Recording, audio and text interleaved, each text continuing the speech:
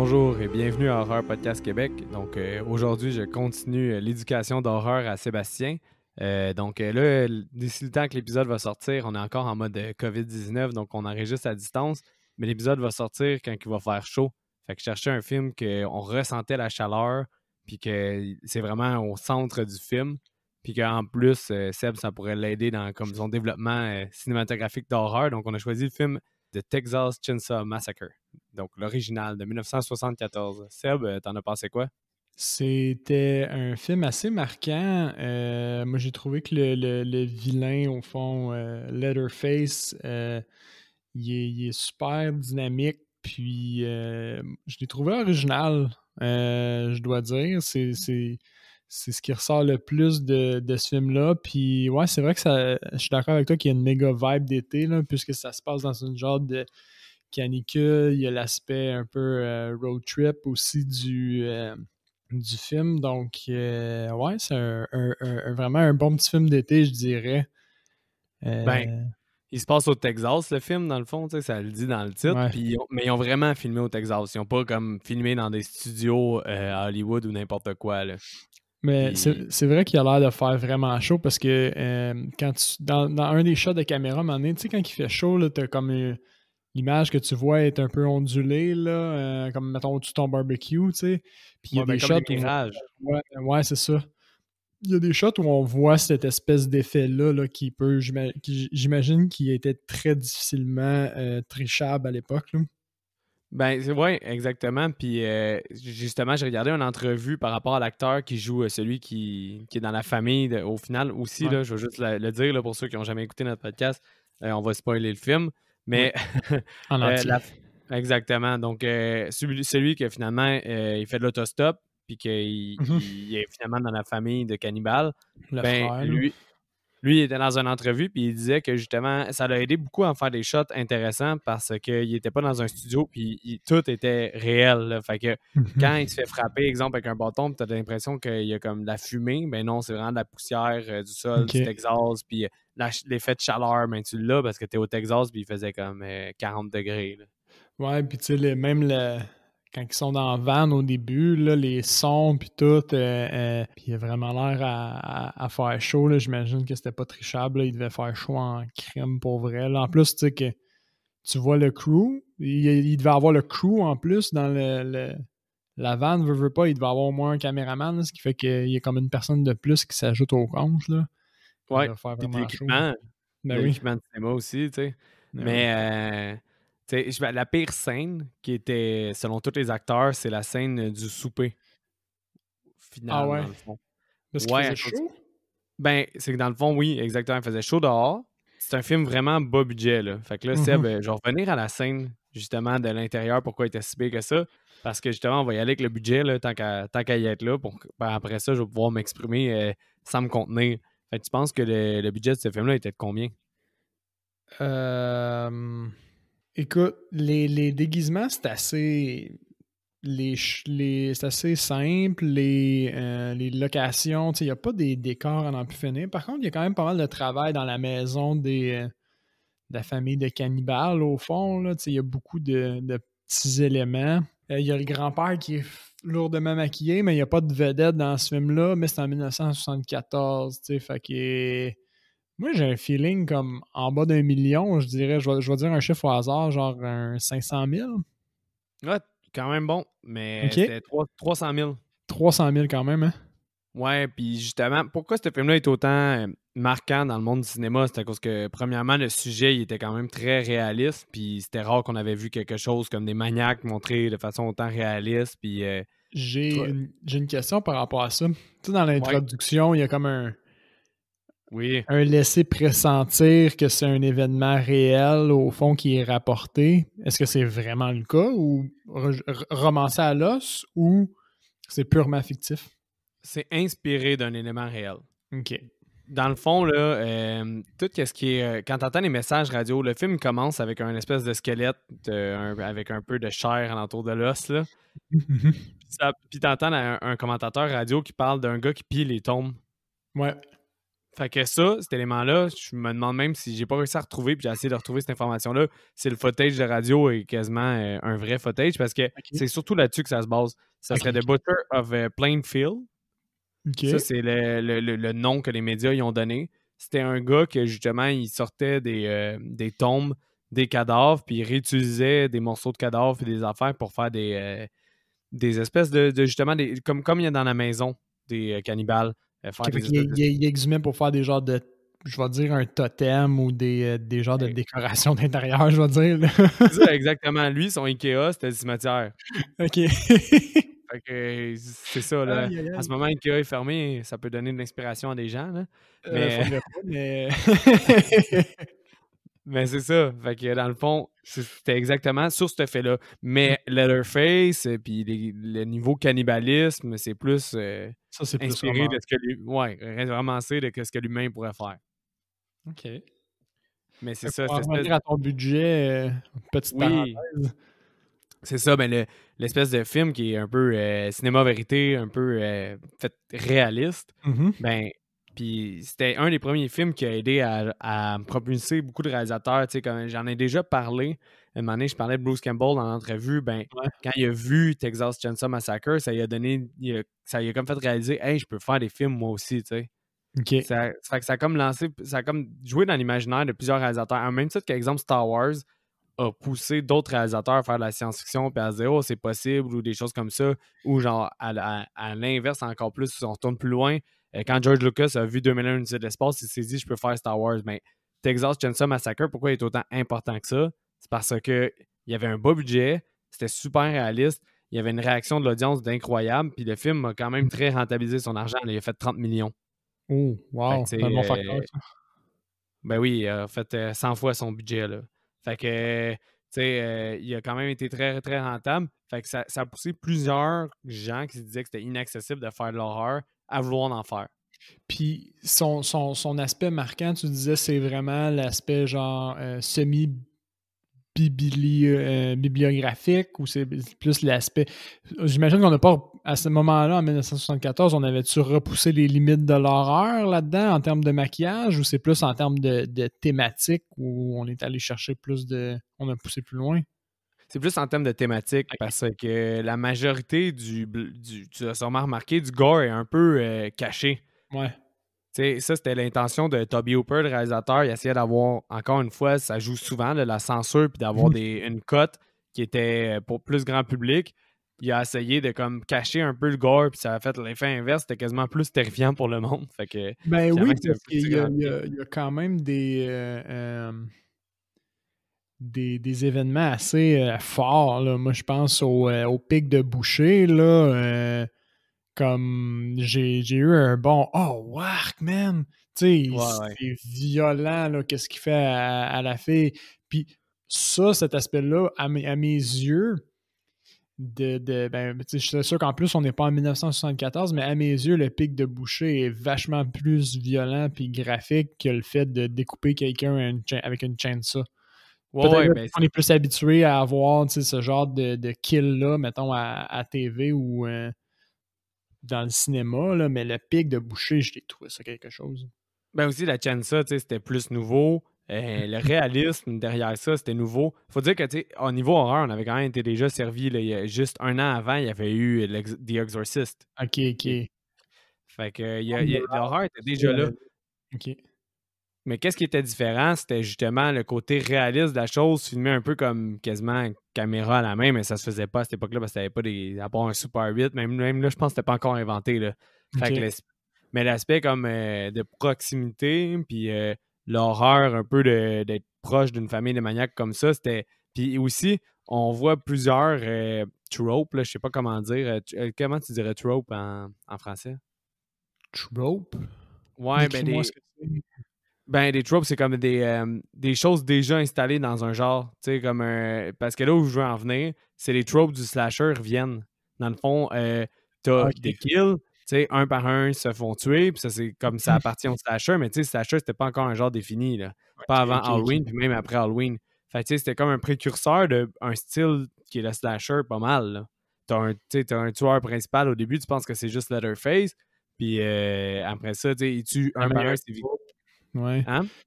Finalement, il y a un groupe. Fait que c'est plus comme les règles, si tu veux, des. Avant même qu'il y ait des règles, lui suivait déjà les règles du slasher là, à ce moment-là. Ben, c'est ça, mais en fait, c'est Ok. que sûrement que beaucoup d'autres réalisateurs se sont inspirés, puis justement, c'est ça, les règles, c'est un bon terme. Puis aussi la Final Girl, parce que c'est une fille qui survit, puis c'est elle Ouais, qui. la Comme dans Final plusieurs films Girl. d'horreur. La fameuse Final Girl. Ben oui, On va y revenir. ben c'est ça. Fait que, fait que, en tout cas, c'est que tout ça faisait en sorte que c'est pour ça que ce film-là est autant influent, puis c'est pour ça que je voulais te le présenter dans les débuts. Comme ton cheminement d'horreur, parce que c'est quand même un des musts, même s'il commence à dater. Là, on parle de quand même plus qu'une quarantaine d'années. Là. Puis j'imagine que celui-là, il y a aussi son lot de remake puis de saga. Ils ont-tu développé une saga autour de ça? Je suis un peu Pas idée ignorant. comment Là. il y a de Ah ouais? sequels. Ben, en fait, il y a comme quatre films d'origine. OK. Puis après ça, il y a eu des remakes. Il y a eu deux films, des remakes. Puis après ça, il y a eu des remakes, des remakes. Il y a eu comme. Il y a eu comme Leatherface Origin, t'as eu Texas Chainsaw Massacre 3D, en tout cas, t'en as eu Ils, une couple, je pense. ils ont Il y en a eu au ils moins. ont fait, là, ils l'ont squeezé au maximum. Là. Ah oui, il y en a eu beaucoup, là. Puis c'est à cause que OK. ça s'explique aussi par le fait qu'il y a des studios que, si je me souviens bien, c'est 8 ans. Si tu fais pas un film après de la même catégorie après 8 ans, comme exemple, on va dire Hellraiser ou Freddy ou des choses comme ça, si tu OK. refais pas un film à chaque 8 ans, ben tu perds les droits de la franchise.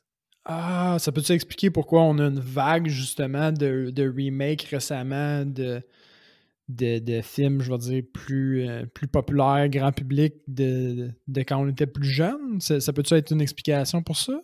Ouais, Genre, ça peut être une il y a une explication. couple tu sais, parce qu'il me semble que quand on était jeune, là, il y en avait des sagas puis qui sont des sagas en ce moment là, qui ressortent là, Ben ces oui, temps-ci. puis c'est ça, mais c'est pas exactement les droits, là, parce que je pense que les droits appartiennent au studio, mais il y a quelque chose qui arrive que ça fait que ça va coûter plus cher faire un autre film ou que d'autres OK. personnes peuvent emprunter des noms ou des choses comme ça. Là, fait que je sais que 8 ans, c'est comme une date charnière qu'il faut qu'ils refassent des films. Fait que c'est pour ça que Texas Chainsaw Massacre, il y en a eu un peu tout le temps plus qu'on aurait peut-être demandé. Là.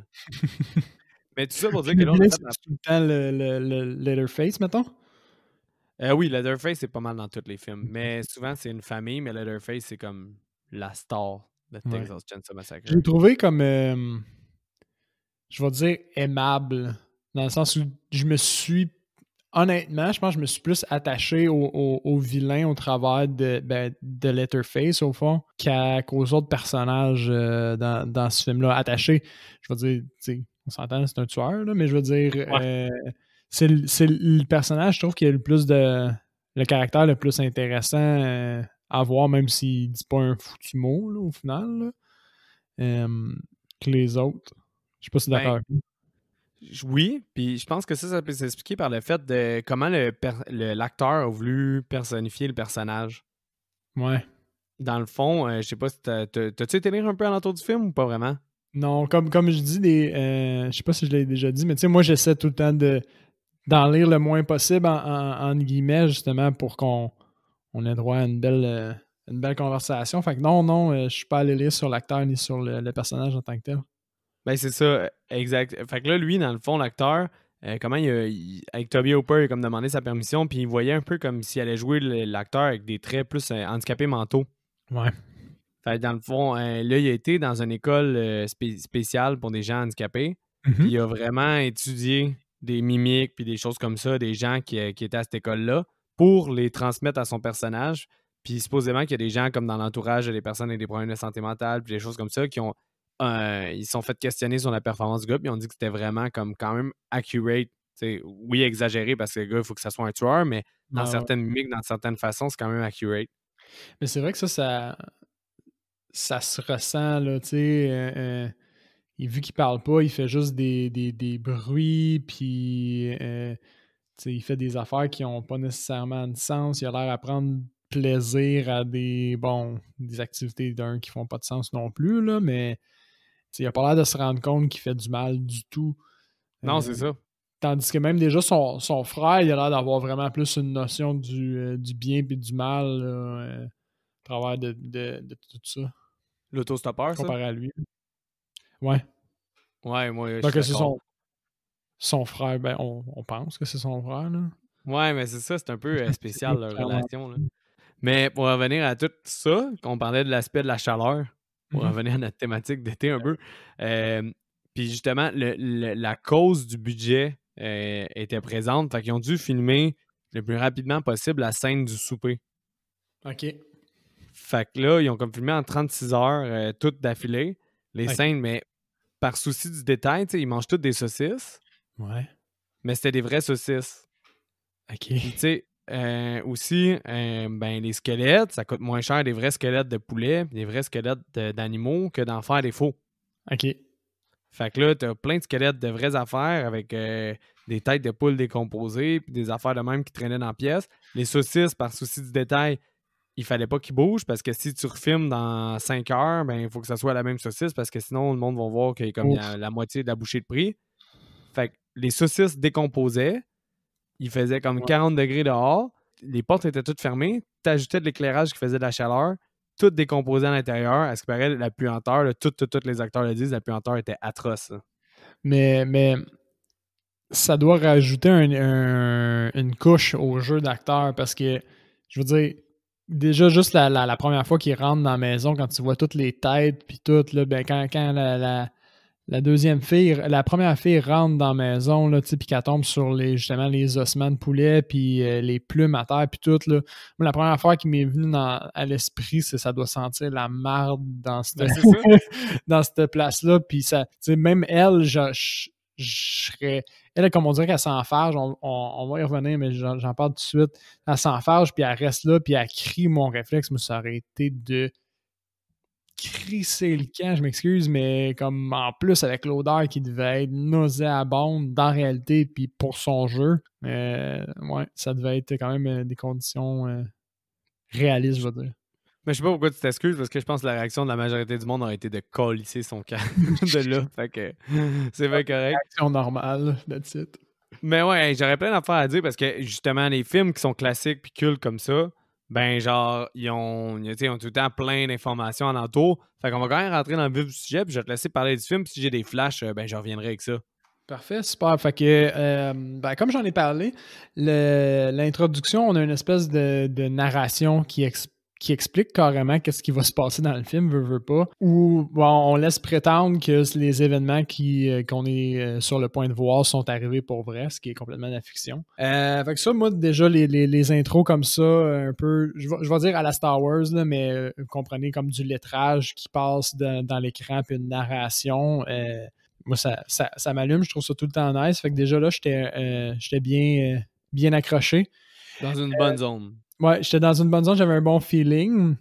Puis après ça, bon, il y a l'introduction, une petite musique, il y a de la radio, je pense, qui parle justement de crimes, de gens qui ont, je pense que c'est exhumé le mot des corps Ouais, morts, exactement. au fond.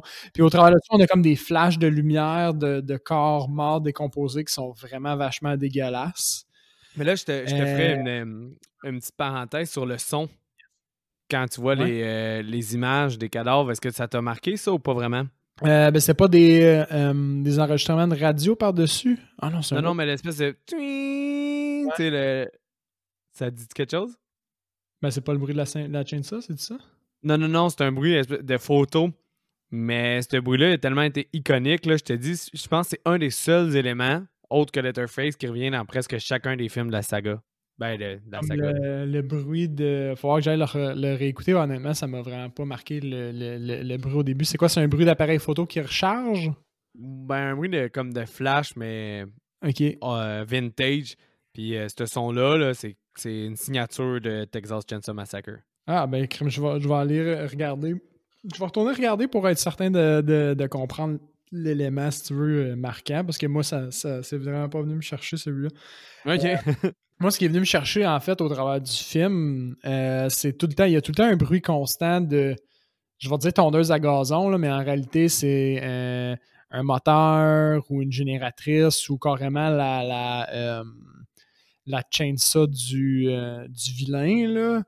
Puis, tu sais, quand Ouais. tu penses l'été, il y a tout le temps, dès que c'est la fin de semaine, du moins, il y a tout le temps au moins quelqu'un dans le quartier qui passe sa tondeuse, tu sais. Fait que le bruit de moteur, de petits moteurs, au fond, il est tout le temps constant l'été. Fait que ça, j'ai trouvé que c'était quelque chose qui était quand même le fun. C'était tout le temps un bruit constant qui match, genre, ton ressentiment de l'été.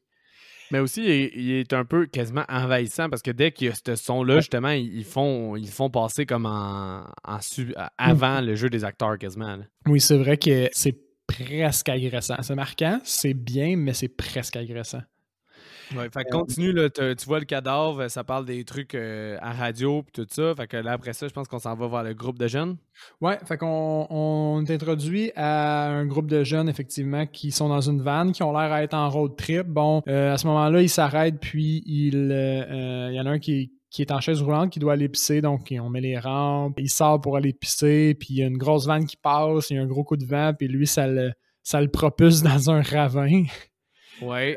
C'est pas drôle, mais... Ben, oui, parce que c'est drôle parce que c'est clairement l'acteur le moins compétent du lot. Honnêtement, moi, lui puis sa sœur, en fait, Sally, c'est dommage parce qu'ils sont centraux, mais je les ai vraiment pas aimés. Ah ouais, mais lui, il est vraiment mauvais, là. Mais lui, il est vraiment une bonne coche. Je pense que son but, c'est qu'on sente de la pitié pour ce personnage-là qui est un peu sans défense dans toute l'histoire, là, mais j'ai vraiment eu de la misère à être empathique avec le personnage. Ouais. J'avais quand même hâte qu'il meure, si c'est pas trop froid à dire.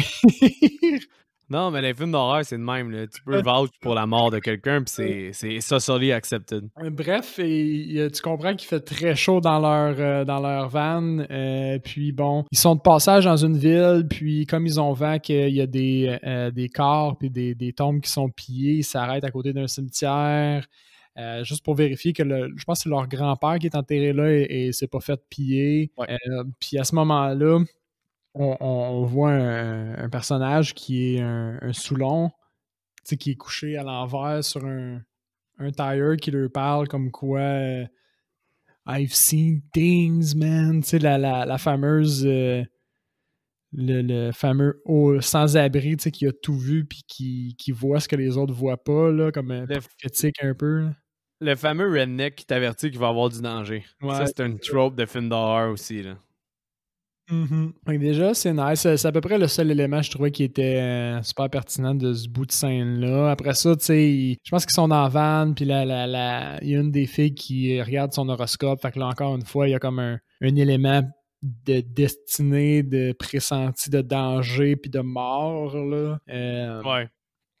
Qui est présent. Il passe à côté d'une ferme de vaches, puis il parle justement aussi de l'odeur, tu sais, qui est super nauséabonde à côté de ça. Mais en même temps, à ce moment-là, tu as un sous-texte au film que j'ai déjà entendu parler, puis j'ai déjà lu là-dessus, que je trouvais intéressant. Puis je sais pas si tu as un peu regardé le film avec cette optique-là, mais moi, non, pas à ma première vision. Fait que je sais pas si toi, tu as ton premier visionnement aussi. Mais justement, quand il parle des animaux, il parle de la consommation de viande, puis comment ils tuent les animaux. Mm-hmm. Puis aussi, il parle dans le fond, c'est ça, puis là, tu vois un parallèle avec les animaux. Mais le film se voudrait, selon certains, un film contre la consommation de la viande. Mais oui.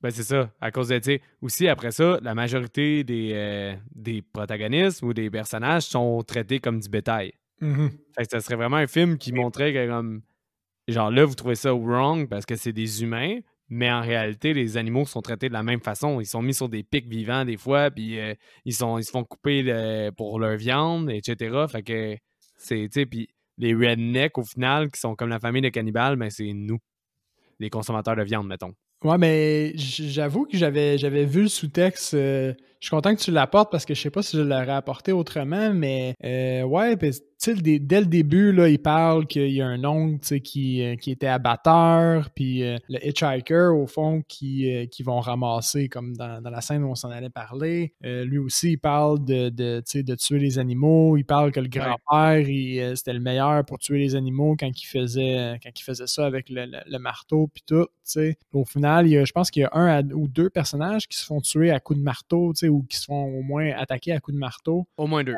L'analogie, pour moi, était très claire, justement, que c'est comme nous, on fait aux animaux, puis il y a cette famille-là qui font aux humains la même chose, hein, puis qui s'en nourrissent, tu sais.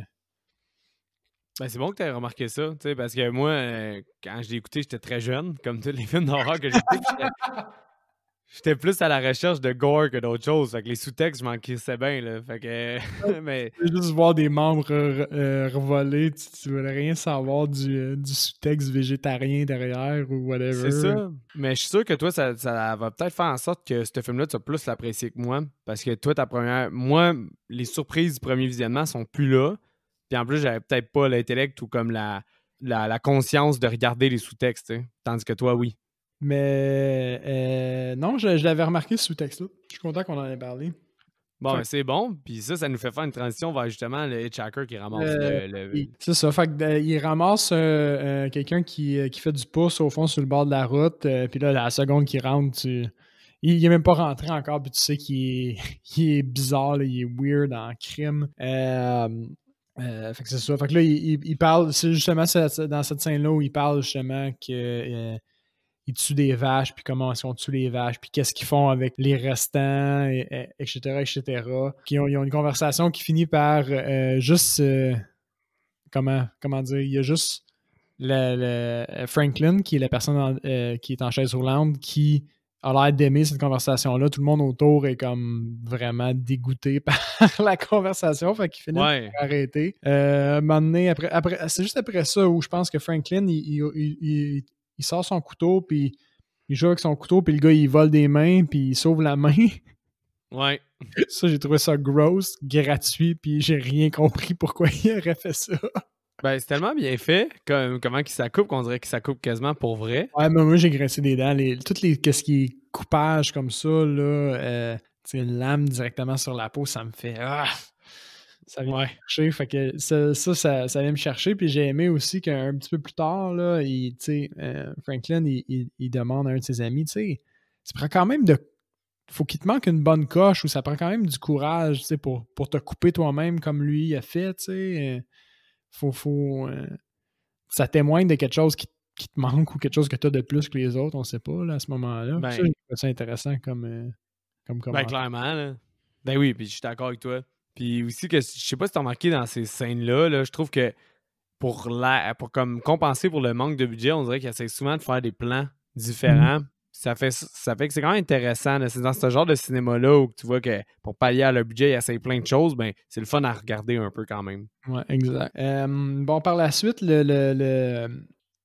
l'autostoppeur, le pousseur, il prend une photo de Franklin, il l'imprime, puis là, il veut y vendre comme un comme un sans-abri là, qui essaie d'échanger quelque chose contre un peu d'argent, tu sais. Puis finalement, il n'y a personne dans la... Il faut se rappeler qu'à ce moment-là, le gars, il est dans la voiture de la gang, là, tu sais. Puis là, il essaie de le vendre, puis il n'y a personne qui veut y acheter, fait qu'il il décide de juste la brûler. Ouais. Pour se venger. Puis à ce point-là, je pense que tout le monde dans l'auto, à part le trouver bizarre, est comme, ben, c'est correct, brûle. Ouais, c'est ça. Puis là, lui, il sort son couteau rasoir préféré. Ouais. Puis là, ça freak tout le monde out. Puis Franklin, il s'est coupé le bras, puis il nous donne une belle pièce d'une leçon d'acteur incroyable. Yes! Il est mauvais. C'est qu'il est mauvais, man. Et man, comme il pleurniche, bon, je peux pas dire que j'aurais réagi autrement. Sûrement, j'aurais gueulé au meurtre, là, mais comme sa réaction, c'est pas, mettons, une réaction que tu peux t'associer à, on dirait. C'est ça qui est Mais weird. non, vraiment pas, là. Tu sais, il y a juste lui qui acte mal quasiment dans la scène, là. Bref, mais il finit par que oh, excuse, tu voulais dire quoi? Ben, c'est ça, je m'en allais à la même place que toi. C'est ça qui leur prend pour finalement, après genre 45 affaires qu'il fait de bizarre, c'est ça que ça leur prend pour qu'ils le calissent en dehors de la vanne. Exactement. Fait que là, lui, il est plus là. Quand il sort, il donne des... Voyons, il laisse une grosse trace de sang sur la vanne. La trace de sang, au final, il se passe rien avec, à part du fait que ça fout la chienne à Franklin. C'est ça qui instaure un peu comme le genre de doute et de crainte initiale chez ce personnage-là. Là. C'est Ouais. le fait qu'il s'est fait couper le bras, entre autres, mais aussi la tache de sang que Franklin a l'air de donner comme une espèce de signification bizarre. Ben, il essaie de donner une signification à tout. Il pense que est-ce qu'il y avait une raison pourquoi il m'a coupé? Est-ce que vous pensez que il va revenir pour moi, etc. Là, mais il en parle souvent. Exactement. Par la suite, ils vont dans ils s'arrêtent dans une station d'essence parce qu'ils ont beaucoup de chemin à faire. Puis la station d'essence est à sec. Donc, ils n'ont plus d'essence. Fait qu'ils demandent des directions un petit peu au gars. Puis là, le gars est un peu bizarre. Tu sais, déjà, ben, moi, du coup, je le trouvais bizarre. Là. Il a l'air suspicieux, je trouvais. Mais Ben tous oui, il les est personnages bizarre. qu'on a vus à date étaient, tu sais, tous les autres personnages qui sont pas la gang sont suspicieux dans ce film-là. Fait à ce moment-là, ça choque pas. Non, c'est ça. Puis ils ont du barbecue. Exactement. Fait qu'ils se ramassent des directions, ils savent où aller chercher du gaz, ils se ramassent du barbecue, puis juste, ils demandent des directions parce que, bon, Franklin puis c'est Sally, sa sœur, ils ont de la famille, puis ils ont une maison où ils ont déjà resté, la maison de leur grand-père, puis ils veulent y aller. Puis là, le gars, il les avertit de ne pas y aller. Puis il décide d'y aller pareil. Puis je pense, moi, j'avais pas bien compris à la première écoute pourquoi il décidait d'aller là s'il était sur le bord de manquer de gaz. Ouais. Je trouve que c'était vraiment la pire décision. Là, je vais aller brûler du gaz dans le mauvais sens, mais je sais pas si je vais me rendre. Ouais, c'est ça. Il y a bien des affaires odd. Puis même là, on dirait que la maison, c'est même pas la bonne maison. C'est pas la bonne maison, right?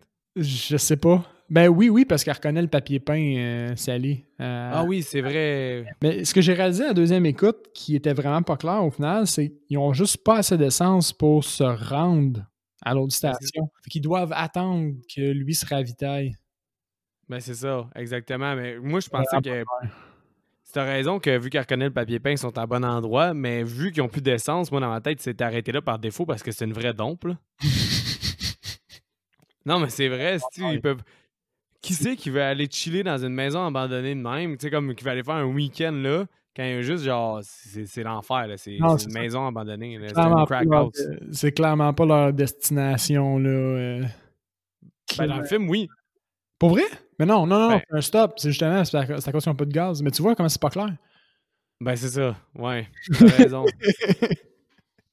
Parce qu'effectivement, là, si c'est ça ta destination, mon gars, c'est vraiment juste brûler du gaz, là. C'est pitoyable. Pitoyable. Ah ouais, ouais. Mais justement, ils s'en vont à leur maison d'enfance, puis c'est une maison délabrée.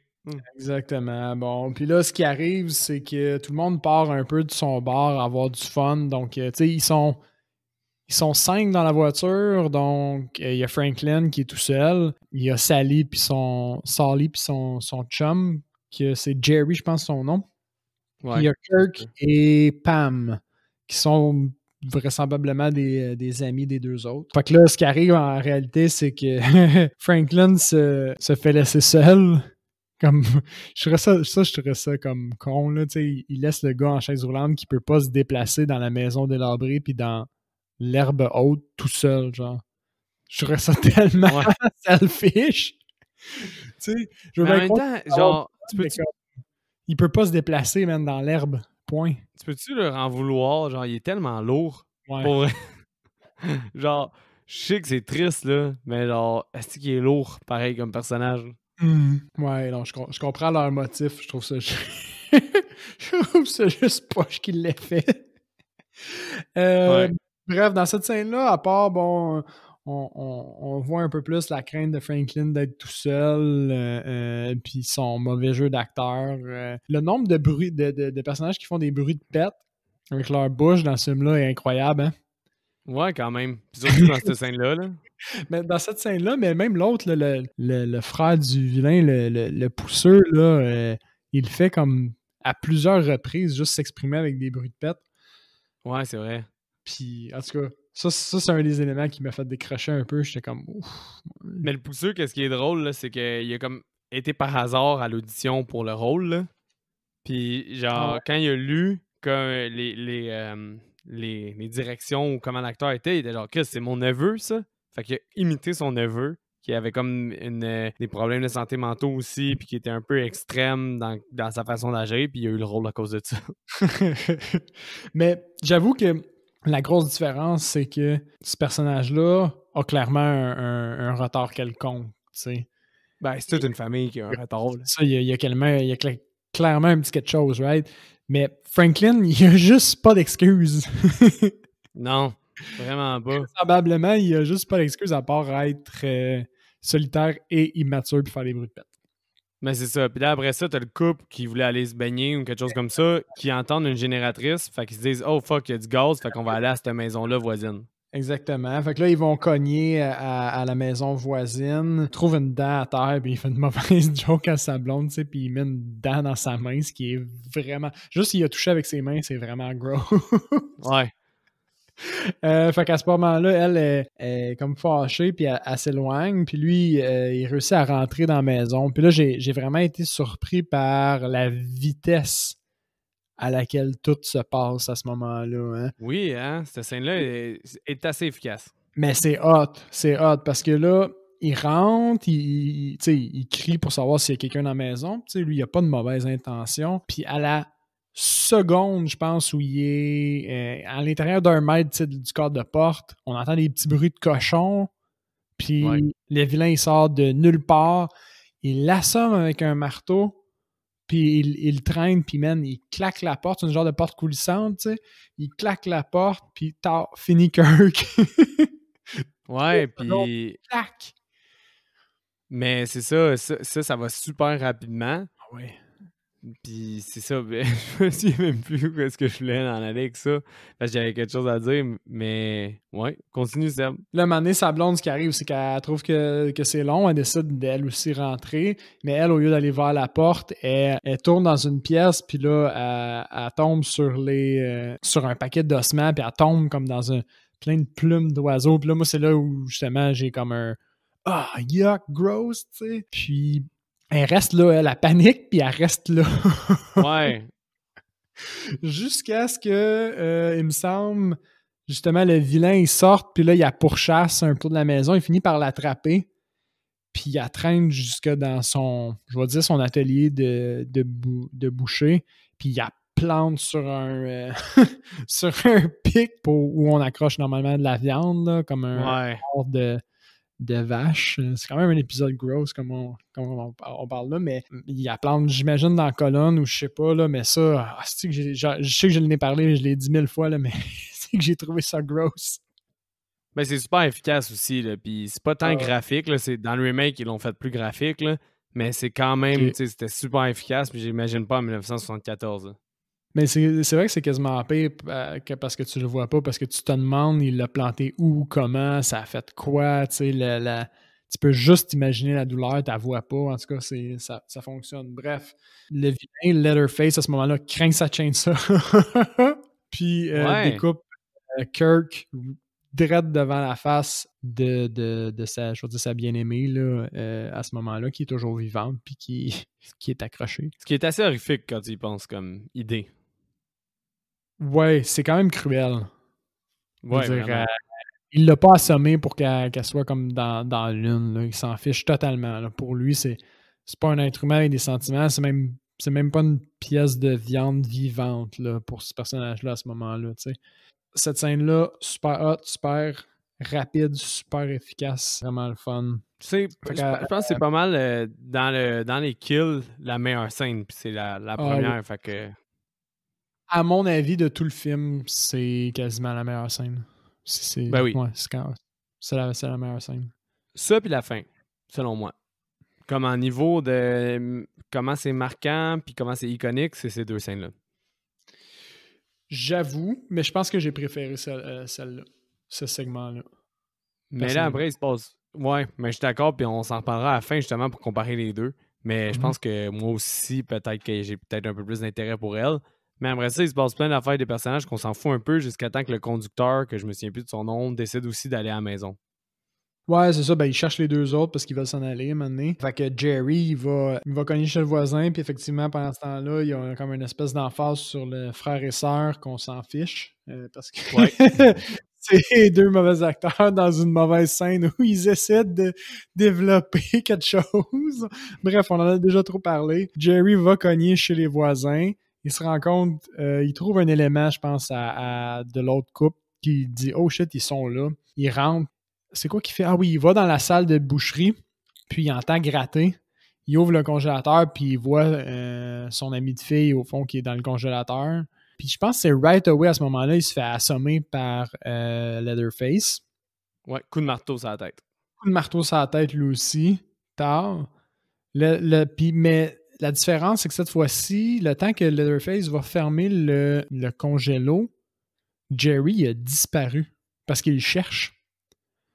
Puis ça, c'est un élément qui m'a marqué parce que, à part Leatherface qui confirme plus tard à son père que je pense son père, qu'il n'y a personne qui a réussi à s'échapper, on n'a jamais la confirmation que Jerry était vraiment mort. Comme on ne le revoit pas. Intéressant. Il s'est sauvé, il s'est fait frapper. On sait qu'il était plus à l'endroit où il est tombé. C'est tout. Fin de ce personnage-là. Mais je pense qu'il y a une scène supprimée où il se pogné. Fait que ça enlève un peu du mystère. Ah, c'est dommage. Anyway. Ben, en même temps, c'est sûr qu'il y avait une explication de privé à quelque part, j'imagine. Ben oui, c'est sûr, là. Mais après ça, t'as encore Jerry pis ça. Non, pas Jerry. C'est quoi le nom du. Franklin pis Sally. La nuit est tombée. Ces deux-là se tiennent. On s'en fout un peu. Ils ont une flashlight. Ils veulent pas se la partager. Ils décident de. Ils veulent partir. Ils n'ont pas les clés de la vanne. Au fond, ils sont un peu gnochons de la façon qu'ils ont fait leurs affaires. Je passe vite parce que. Ouais. C'est pas super le fun, ce bout-là. Ce qui arrive, c'est qu'ils partent dans le bois pour essayer de retrouver les autres. Sally, qui avec Franklin, il se promène dans l'herbe. Finalement, ce qui arrive, c'est que Leatherface sort d'absolument nulle part, craint sa chaîne ça, puis pouf! Il tranche ou il déchire, je sais pas trop, Franklin. Pas vraiment ce qui se passe. On le voit juste comme il passe au travers ou il donne un coup. On voit du sang qui va sur Leatherface. Exactement. Puis c'est la fin de Franklin, fait qu'on s'est débarrassé de ce personnage-là. Ouais, t'es comme quasiment. Oh non! Yes! Oh non, il est parti tellement vite. Par la suite, on a Leatherface, ce qu'il fait, c'est qu'il poursuit Sally au travers des bois. Puis là, ce qui arrive, c'est que Sally, vu qu'elle est petite, elle se faufile, tu sais. Puis Leatherface, lui, il est gigantesque, fait qu'il se pogne dans toutes les branches, il est obligé de toutes les chopper comme excuse pour laquelle il n'est pas capable de la rattraper, au fond. Bon, cette scène-là, personnellement, là, la première, je la trouvais longue un peu. Comme, ben oui. Je les ai poursuivre un peu moins. Là. On a compris assez rapidement qu'il n'était pas capable d'aller la rattraper. Là. Puis mettons qu'il aurait vraiment voulu, je pense qu'il aurait pu. Là. Honnêtement, là, t'enlèves la scène qu'on a dit qui était vraiment bonne, la première attaque du couple. Là. Ouais. T'enlèves cette scène-là, tout ce qui est entre après l'autostoppeur, puis jusqu'à temps que Sally se retrouve dans la famille, c'est moins intéressant selon moi. Exactement. Fait sans plus tarder, on va accélérer. En gros, elle se fait poursuivre, elle se rend jusqu'à la maison de son assaillant, elle finit par rentrer, elle va en haut, elle croise des corps morts au 2e étage. Là, elle se fait prendre dans l'escalier, elle décide de s'enfuir par la fenêtre. elle éclate au moins 2 fenêtres, elle est vraiment pas smart. Ouais. Bref, elle réussit à s'enfuir, puis elle se rend jusqu'à la station d'essence, où on a un personnage, au fond, qu'on a déjà vu, qui est le propriétaire de la station d'essence. Puis, à ce moment-là, tu as l'impression que c'est un allié, mais il est quand même weird dans cette scène-là. Il lui dit qu'il va aller chercher sa voiture pour la sortir de là. Finalement, il rentre avec un sac puis une corde. Ça t'as-tu surpris? Oui, un peu. Oui, un peu. Ouais. Parce que je pense que le film, comment il est construit, tu penses qu'il y a juste Leatherface à ce moment-là? À ce moment-là, tu as juste la confirmation de Leatherface. Ouais. Fait que ça t'a quand même surpris. Ouais, je veux dire, il était weird au début, le gars, mais est-ce qu'il était de mèche? Clairement, il avait averti qu'il y avait de quoi de dangereux dans cette maison-là, mais c'était pas une preuve, je pense, qu'il était de mèche. Alors, non, j'ai été surpris. Mais j'ai vraiment allumé quand j'ai vu la corde. J'ai fait, qu'est-ce qui fait qu'une corde, ça n'a pas de sens? Ouais. Comme un peu en même temps que le personnage, tu sais. Puis après ça, ce qu'il fait, je pense qu'il la frappe à coups de balai. Ouais, ben Le balai. il snap le couteau qu'elle a dans les mains avec le balai, puis après ça, il a cogne avec le bâton cassé du balai. Exactement. Jusqu'à temps qu'il finisse par la rentrer dans le sac, au fond, puis s'enfuir avec elle. Fait que là, à ce moment-là, t'as vraiment aucune idée de comment ça va virer, cette histoire-là, honnêtement, là. À la première écoute, du moins, tu sais pas trop où ça s'en va. Par exemple, t'as le feeling qui est un peu sadistique parce que tout ce qu'il fait, c'est rire. Puis il a frappé sa tête avec son Il a bâton. frappé sa tête, il dit ah non, non, non, calme-toi, calme-toi. Puis à la seconde qu'elle se calme un peu, il recogne avec son bâton, puis il se met à rire par-dessus. Mais ça a pris 8 takes, 8 prises faire cette scène-là, parce qu'il il frappait jamais assez fort avec le bâton sur sa tête. Hein? Puis ouais, mais le réalisateur était comme faut ta frappe plus fort. Puis là, la fille était comme ben frappe-moi plus fort, mais lui, il se sentait mal à l'aise de frapper plus fort, puis à un moment donné, il a vraiment frappé plus fort, puis elle a eu les bleus puis tout, mais c'est là la scène que tout le monde voulait. Ok, fait que son bleu qu'elle a sur le front, comme la scène d'après, c'est pas un maquillage nécessairement, là, c'est peut-être un vrai bleu là, qu'il a fait. Probablement, je suis pas sûr à 100%, là, mais je sais qu'elle a eu des bleus à cause des petits coups. Fait que peut-être c'est celle-là.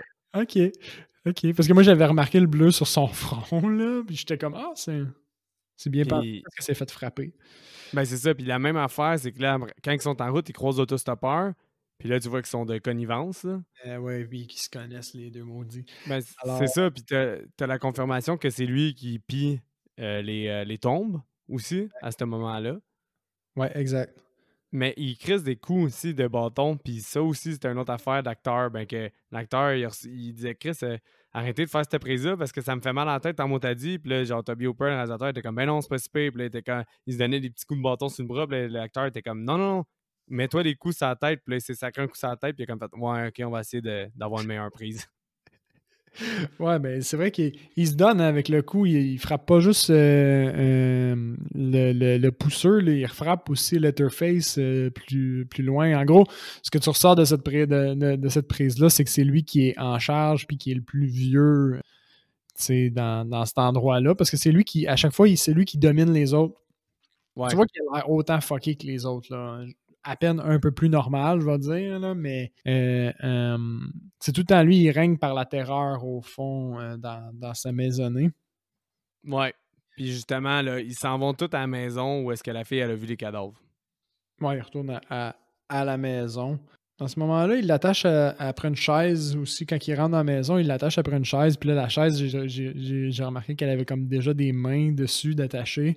Comme, Ouais. je vais dire, de la victime précédente ou je sais pas. Là, puis ça, j'ai trouvé ça vraiment gross. Ben ça, puis t'as aussi, tu sais, pour comme une espèce de, comment on dit ça, un abat-jour alentour de la lumière, mais c'est des visages découpés, puis t'as plein d'affaires creepy dans la salle. Ouais. Le grand-père, t'as trouvé ça comment? À ce moment-là, ils vont chercher comme leur grand-père qui est au deuxième étage, puis ils le ramènent. Ils ouvrent la main de la fille, puis ils font sucer son sang comme au grand-père. Puis honnêtement, moi, j'étais certain que c'était un cadavre la première fois qu'on l'a vu. Je comprenais pas. Je trouvais pas ça bien fait, le cadavre du grand-père. Ben moi aussi, j'étais sûr que c'était un cadavre quand je l'avais écouté pour la première fois, puis j'étais surpris qu'il soit encore vivant. Là. Puis là, dans ma tête, est-ce que c'est comme pour dire que c'est super naturel, genre que les gens qui mangent des humains peuvent vivre plus longtemps? Ben, je suis borderline là-dessus, moi aussi, même à la deuxième écoute, parce que ce que je me suis dit, c'est mettons qu'il aurait vraiment juste voulu faire que ce soit un grand-père. Tu sais, il a l'air en décomposition. Je veux dire, il aurait pu juste sélectionner comme un grand-père, un personnage, une personne qui est vraiment vieille, puis la maquiller juste un peu plus. Puis ça Ouais. l'aurait fait, tu sais. Tandis que là, il a l'air vraiment exagéré, presque en décomposition, genre. Mais l'acteur qui était en dessous était Euh, vraiment jeune, là. Tu sais, il avait dans vingtaine, là, quasiment, là. Fin vingtaine, là. Fait que c'était Lui, il vraiment devait voulu de faire ça. Ouais, c'est ça. Hein? Il devait crever de chaleur, ce gars-là, au tournage. Ben oui, puis c'est une des raisons pourquoi ils ont dû filmer la scène vite, c'est à cause qu'il n'y avait pas beaucoup de budget, puis tout son maquillage, il y avait, je pense, 2 ou 3 kits de son maquillage, puis ça pouvait pas, il pouvait pas faire, il fallait qu'il fasse des scènes vite.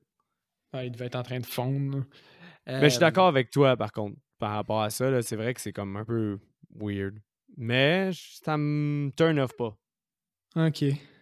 Moi j'ai. Ben, Sur la première écoute, j'ai pas eu un turn-off, je t'avoue, à ce moment-là. J'ai eu un vrai comme « Hein? » Mais pas un turn-off. Ben c'est ça, mais là, la fille, elle s'est sucé le pouce ou l'index ou peu importe lequel doigt qu'elle s'est fait couper par le grand-père, puis elle perd connaissance.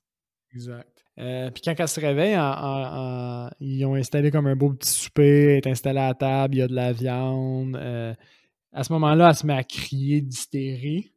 Puis pendant qu'elle a crie, eux autres, ils renchérissent en riant par-dessus elle. Fait qu'elle crie plus, fait qu'il rit plus, fait qu'elle crie plus, fait qu'il rit plus. Là, puis... Ben il crie puis il rit, genre. C'est comme Ouais, vraiment... c'est mix, ils font les deux, mais cette scène-là, je l'ai. La première écoute était bien. Elle est venue me chercher comme dans le bon sens, dans le genre où tu sentais un peu la panique chez la personne, puis eux autres qui paniquent pas, tu sais, qui font juste embarquer. Mais à la deuxième écoute, elle était juste agressante, la scène.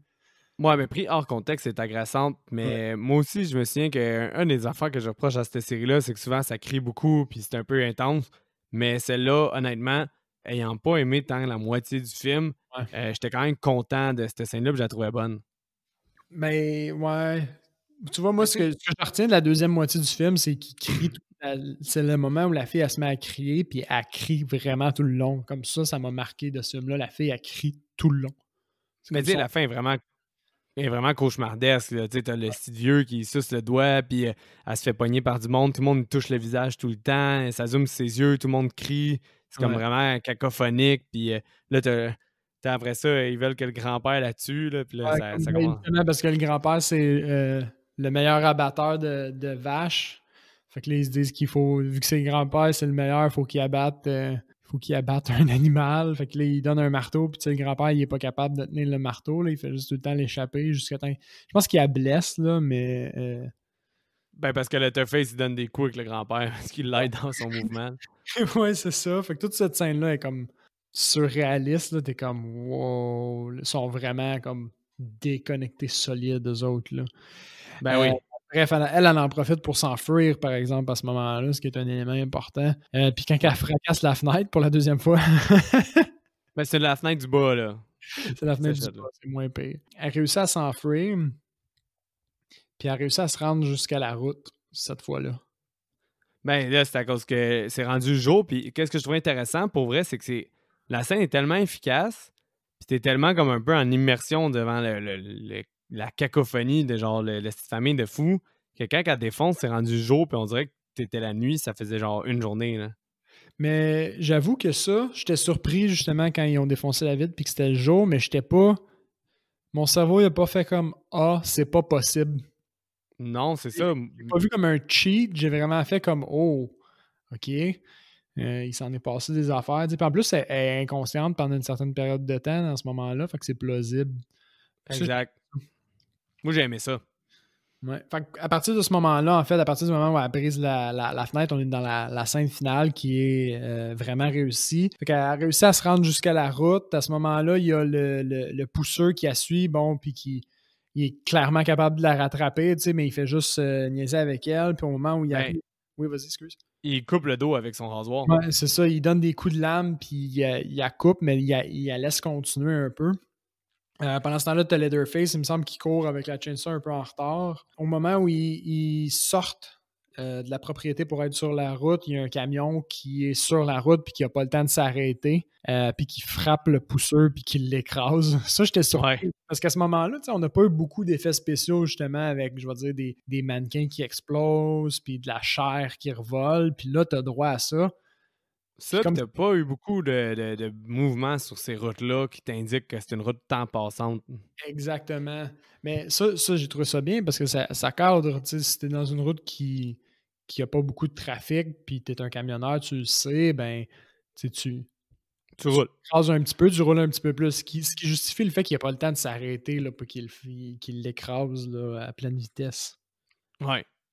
Bon, à ce moment-là, bon, le conducteur s'arrête, il sort, il voit la fille qui est en sang, puis il panique. Au même moment, t'as Leatherface qui tourne le coin avec sa chainsaw puis qui court après eux. Fait que les deux retournent dans la voiture. Puis là, j'ai trouvé ça intéressant parce qu'on dirait que les Leatherface, encore à ce moment-là, il essaie pas vraiment de les attraper.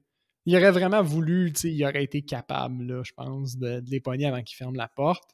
Ben, c'est plus parce qu'il justement, il y a un retard, puis il essaie juste de défoncer la porte avec sa chainsaw, mais ça marche pas, là. Non, non, clairement pas. Il fait aucun dommage à la porte. Par la suite, voyons, le conducteur et Sally réussissent à s'enfuir de l'autre côté du camion. Fait qu'ils rentrent d'un côté puis ils ressortent de l'autre. Ils s'enfuient. Il y a une autre voiture qui arrive, qui réussit à ramasser. Ben, Oui, vas-y, excuse. avant ça, quand il veut traverser, Letterface, il tombe puis il se chainsaw la cuisse un peu. C'est vrai, il se coupe la cuisse. J'avais oublié. Avec sa chainsaw, puis c'est ça qui fait en sorte qu'il boite puis qu'il a de la misère à les rattraper. Exact, exact. Puis après ça, la fille réussit à se sauver en auto. Puis là, t'as un shot de elle qui crie, qui rit, puis qui pleure en même temps en sang dans la voiture de l'autre. Puis on a le droit à la danse de la chainsaw. C'est tellement bon, ça, man. Et oui, j'ai trouvé ça bon parce que tu vois, ça fait juste rajouter au personnage qui est déjà à ce moment-là quand même, si tu veux, un point marquant du film. Puis là, lui, il s'en calisse tellement de tout ce qui vient de passer qu'il danse en plein milieu de la rue puis il swing sa chainsaw. C'est comme si c'était une chorégraphie. Puis le plan à contre-soleil, il est vraiment bien cadré, là, c'est super beau, là. Il est vraiment, vraiment, vraiment beau. Ouais. Ce qui conclut le film, en fait. Exactement. Puis là, hey, tu disais que la fille, elle a plein de sang là, dans la boîte de pick-up, là, mais j'ai lu aussi qu'elle s'était accrochée dans une branche puis qu'elle a fucking gros saigné, puis la majorité du sang qu'elle avait sur elle, c'était son sang. C'est vrai que je trouvais que le sang qu'il y avait dans cette scène-là détonnait du reste du sang du film. Ben, c'est ça. C'est à cause de ça. OK. Mais ça, c'est le fun. Ben, c'est ça, les tournages pas budget, là. Ouais. Ben, ça a Fait que, bien à être donné, entre guillemets, si tu veux. ben oui. Surtout dans un film de blood de même, là. Ah oui. Fait que, Sam, ta note? J'y ai donné un 6 sur 10. OK. Puis même, je pense que je l'ai monté un petit peu, puisque, bon, il y a vraiment un caractère, tu sais, super marquant de ce film-là. Mais en réalité, j'ai trouvé qu'il y avait vraiment 2 très bonnes scènes. Puis le reste était un peu faible. Autant, tu sais, niveau jeu d'acteur, on a Franklin qui est le personnage, je vais dire, principal sur au moins la moitié du film, mais qui est un acteur puis un personnage qui fait juste gosser en réalité. Ouais. Je me voyais pas y donner plus que ça, tu sais. Puis bon, sur la première écoute aussi, la deuxième moitié du film, on disait, ben en fait, non, excuse-moi, pas sur la première écoute. Sur la deuxième écoute, j'avais juste l'impression que la deuxième moitié du film, il se passait rien d'autre que la fille qui crie. Ouais. Fait que j'avais comme ce mixed feeling-là de hey, il s'est passé comme 2 moments dans ce film-là qui sont vraiment, vraiment, vraiment hot.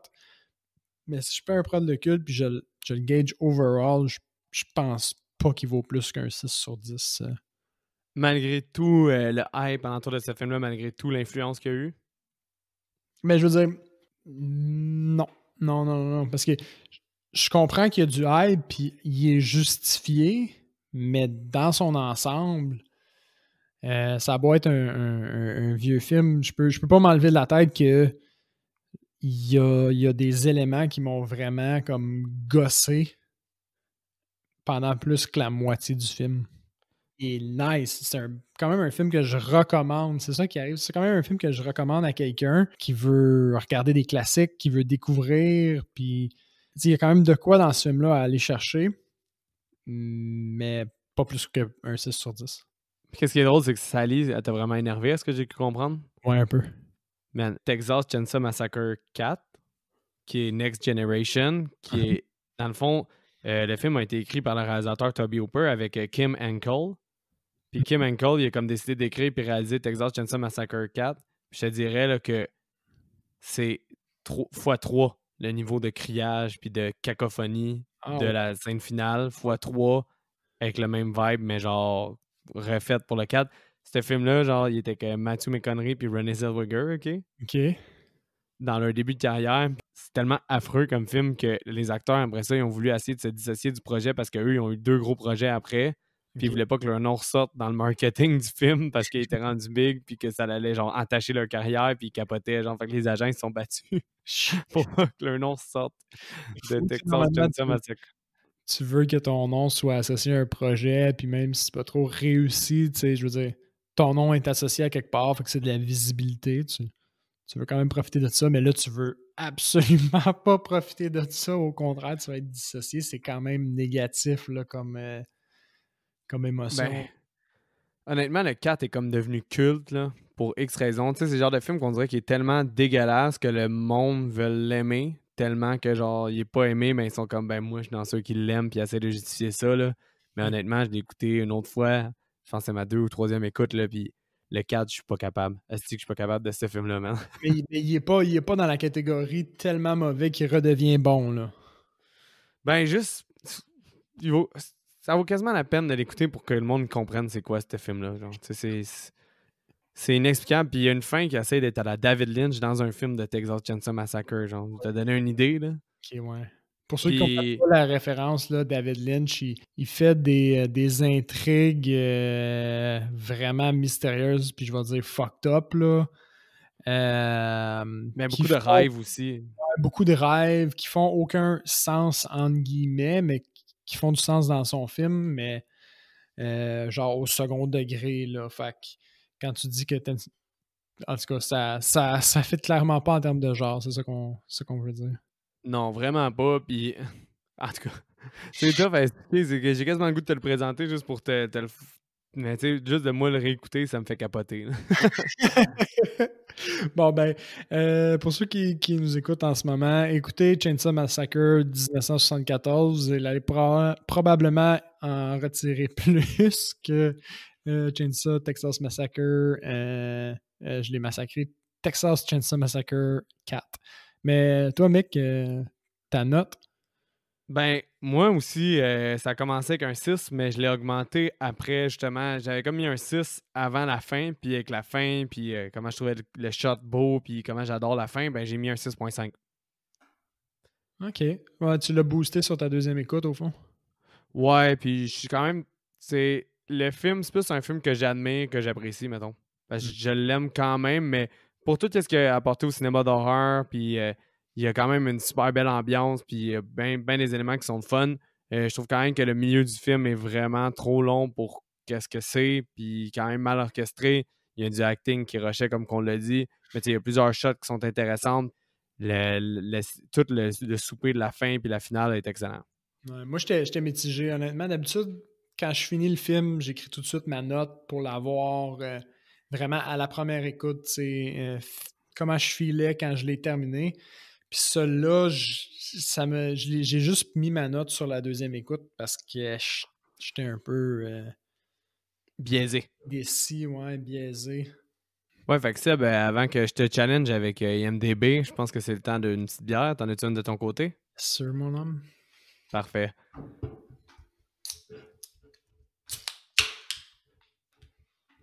Donc, on commencerait le segment IMDB avec. Donc, segment IMDB, si je peux faire un petit rappel, là, Seb doit décider si entre 1 et 4, comment le film est coté sur certains aspects, dont le sexe, la nudité, la drogue, la violence, etc. Donc, 1 étant aucun et 4 étant extrême. Donc, le premier, Seb, c'est sexe et nudité. J'ai le feeling qu'on a un 1. Je t'explique. Il y a, la sexualité n'est pas vraiment un thème dans ce film-là. On voit pas de sein. Bon, c'est sous-entendu là, que le jeune couple veut trouver la piscine pour y avoir des relations ou au moins aller prendre un petit bain nu, mais c'est un sous-entendu, là, très sous-entendu à mon avis. Fait que, ouais, je pense qu'on a un 1.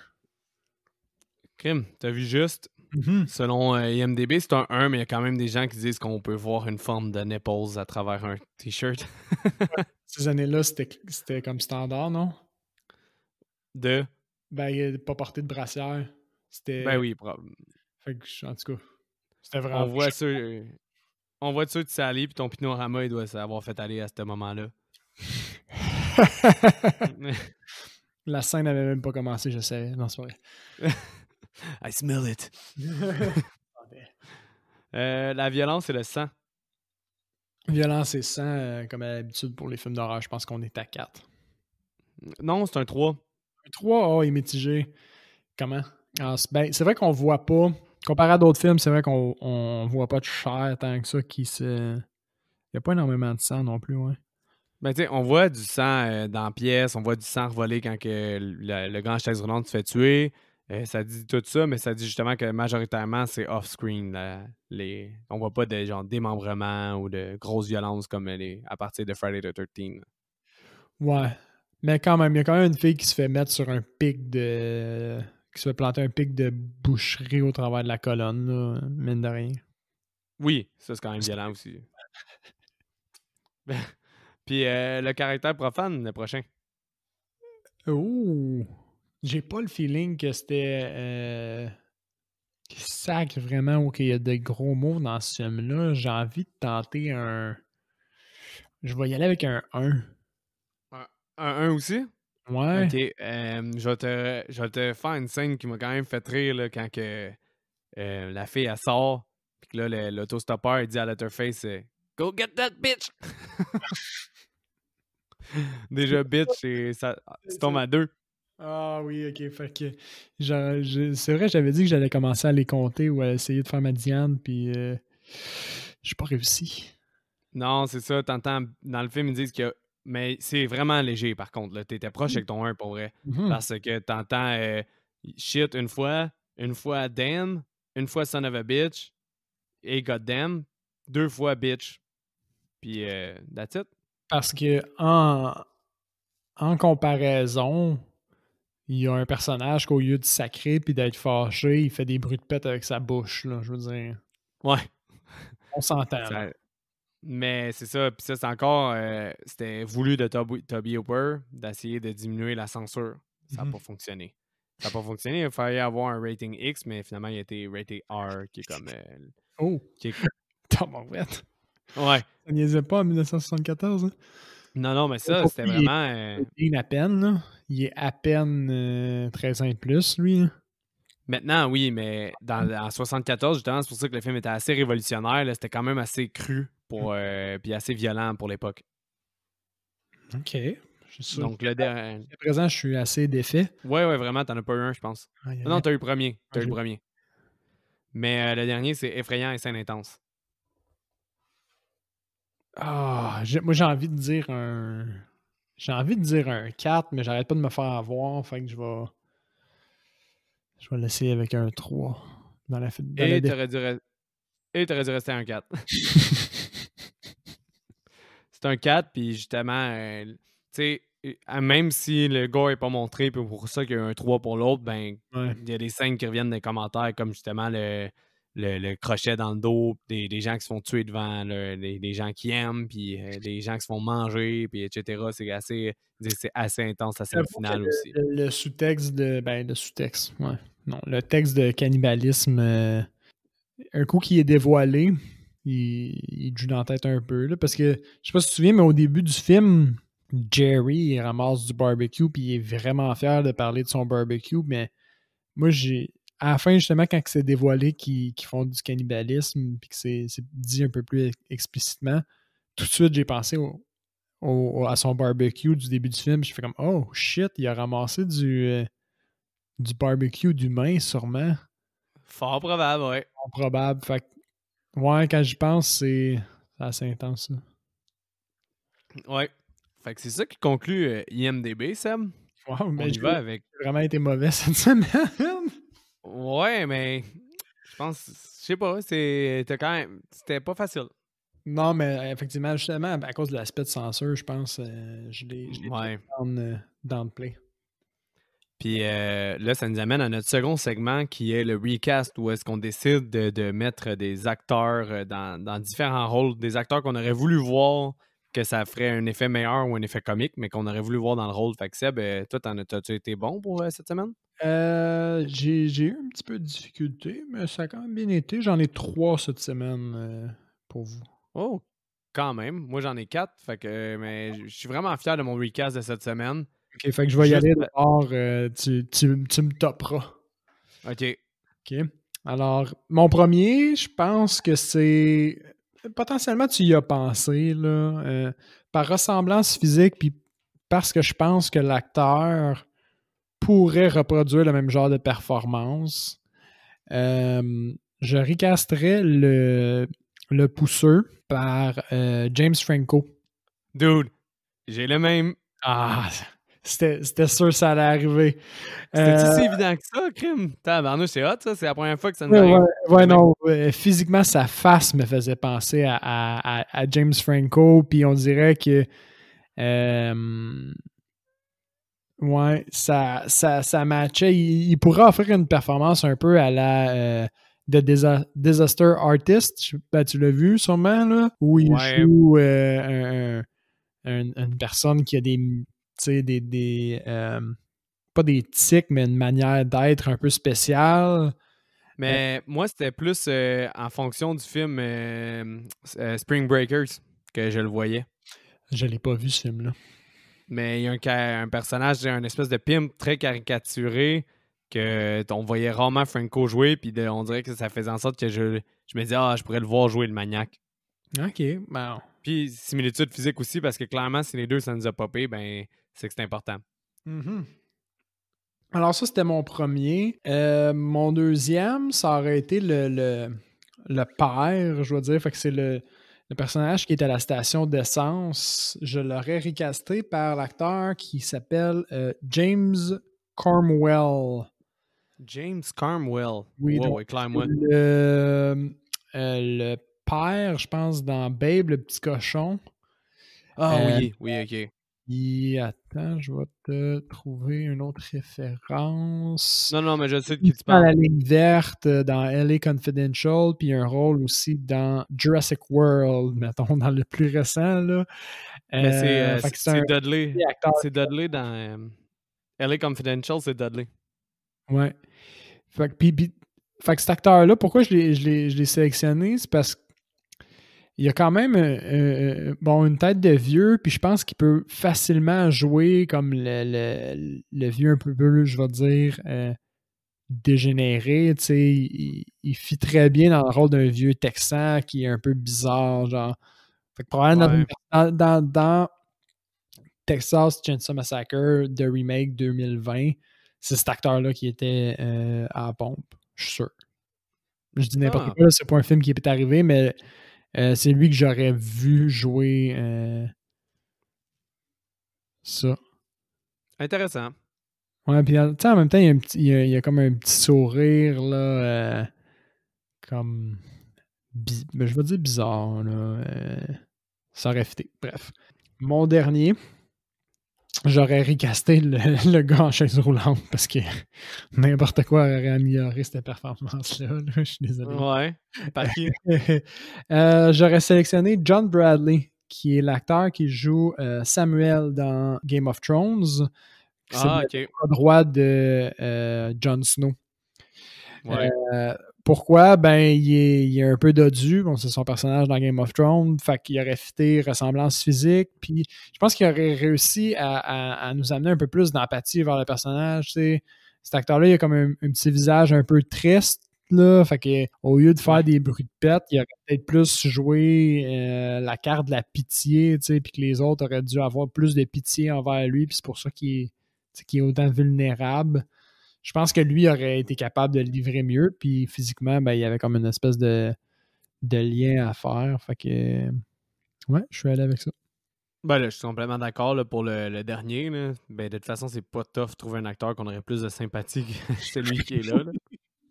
Je pense qu'on a vraiment haï les deux. Je pense qu'on est vraiment sur la même longueur d'onde pour ce film-là, par contre. Là. Ah ouais, puis je pense qu'on a rarement bâché un acteur comme ça. Ouais, rarement. Puis là, moi, justement, j'ai genre celui qui m'a frappé en premier dans le recast, c'est vraiment James Franco. Mm-hmm. Fait que là, j'ai été en full mode un film que j'adore qui s'appelle This Is the End. OK. Qui est avec cet acteur-là, puis tout le monde joue leur propre rôle. Fait que je me suis dit, hey, je vais vous piger dans le cast de This Is the End, puis je veux que la gang de This Is the End fasse un Texas Chainsaw Massacre. OK, j'avoue que tu t'en vas. Remake. Fait que là, j'ai vraiment... Mais Seb, il fait souvent ça, des thèmes un peu qui recast tout le monde du film selon un autre œuvre ou quelque chose de même. Puis je me suis Ouais. inspiré de ça à cause de James Franco.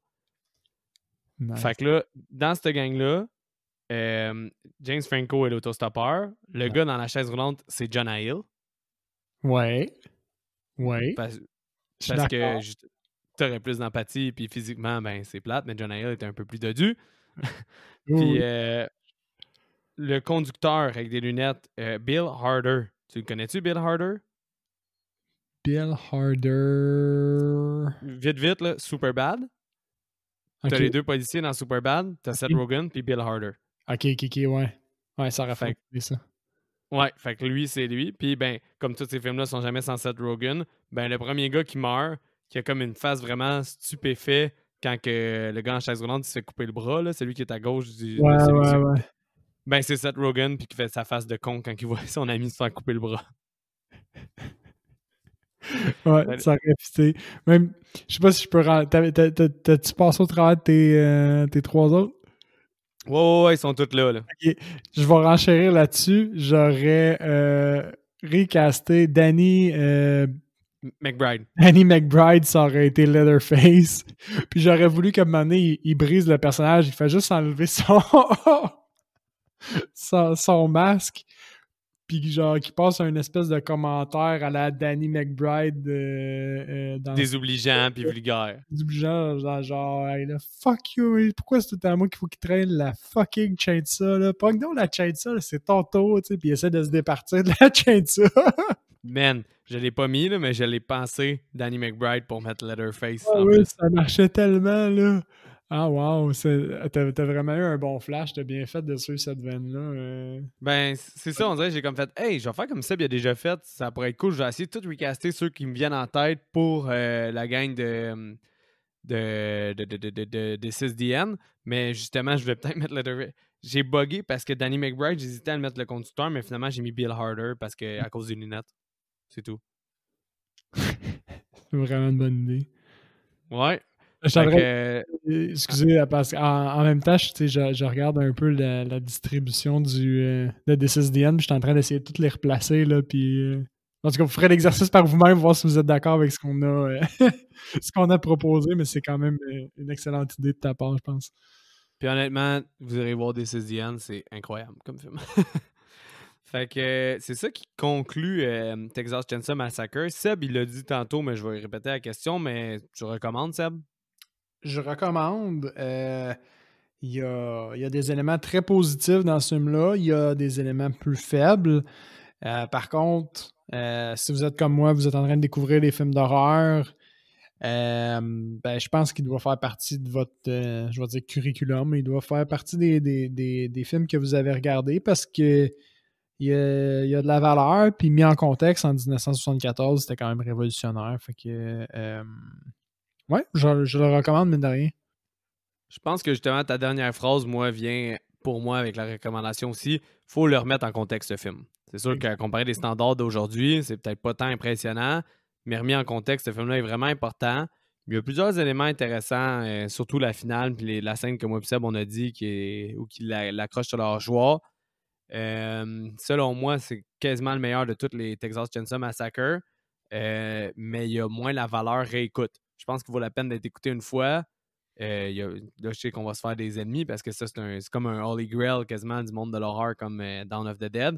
Mais pour moi, c'est un film que j'ai écouté, c'est ma troisième écoute, mais je l'ai aimé, mais c'est pas un film que j'aime ça autant réécouter parce que c'est pas assez con à mon goût, peut-être, que je sais qu'est-ce qui s'en vient justement, que la première écoute, c'est plus comme la première écoute, c'est plus une surprise.